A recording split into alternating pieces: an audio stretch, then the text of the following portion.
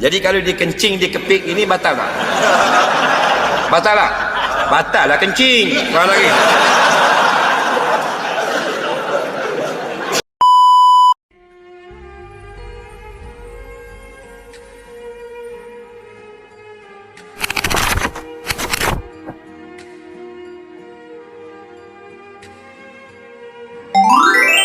Salah satu yang batal wuduk sentuh kemaluan.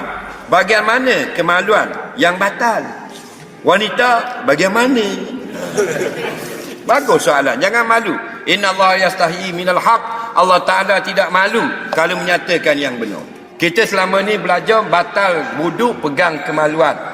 Kat mana kemaluan laki-laki, kat mana kemaluan perempuan yang batal? Faham? Kemaluan perempuan ialah dua bibir parat sahaja. Faham? Yang tepi itu dan tepi lubang itu. Yang lain tak batal. Faham? Kemaluan laki-laki ialah zakar saja. Angry bird saja. Faham lagi? Daripada belakang sampai ujung. Okey? Tunjuk sikit. Nah, ini saja batal. Dia lagu tu.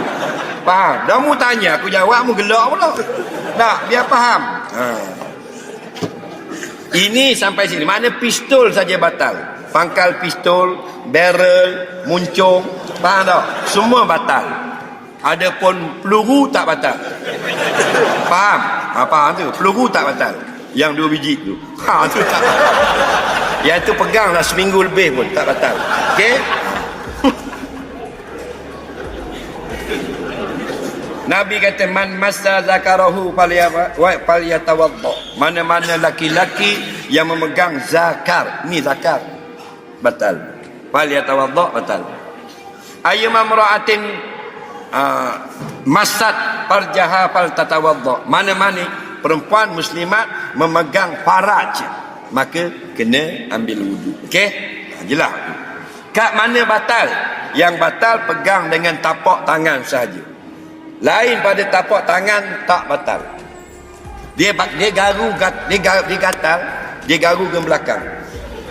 Sejam lebih tak batal. Faham lagi? Nak bagi tahu.